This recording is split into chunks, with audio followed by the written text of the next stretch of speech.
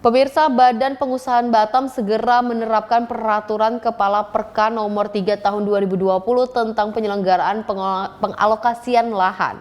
Dan Perka baru ini akan mempermudah para pengusaha dalam hal pengurusan lahan.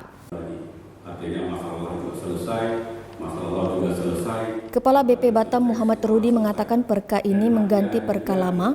Ada banyak perka yang dirubah. Hal ini dilakukan agar mempermudah pengusaha untuk mengurus lahan ke BP Batam.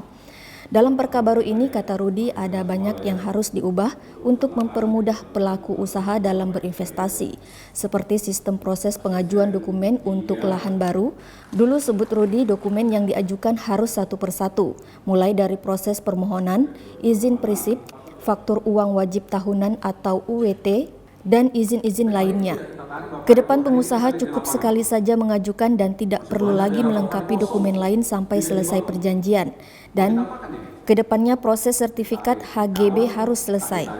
Mengenai proses perpanjangan UWT, jika selama ini harus menunggu 2 tahun sebelum berakhir, baru dapat mengurus perpanjangan. Namun dalam aturan yang baru, sisa waktu 10 atau 15 tahun, penerima alokasi lahan sudah diperbolehkan mengurus untuk perpanjangan UWT. Jika tidak berpindah kepemilikan, maka prosesnya akan cepat. Akan tetapi bila berganti nama, maka harus melengkapi persyaratan lainnya. Rudi menegaskan kembali agar lahan tidak dijadikan investasi melainkan sarana untuk berinvestasi. Pola pikir ini yang harus ditanamkan kepada pelaku usaha karena selama ini ia melihat banyak pihak yang memanfaatkan lahan untuk investasi. Dampaknya ketersediaan lahan-lahan di Batam semakin berkurang dan mengakibatkan banyak investor yang gagal berinvestasi di Batam. Lebih lanjut, untuk pengalokasian lahan yang baru, BP Batam memberikan ketegasan karena dalam aturan yang baru jika dalam waktu 6 bulan tidak ada progres pembangunan, maka secara otomatis pengalokasi lahan dibatalkan. Perihal ini tercantum dalam perjanjian bersama BP Batam. Tidak ada perubahan. Tidak ada. Ada tugas saya bersama Deputi. Perka ini mengganti perka lama.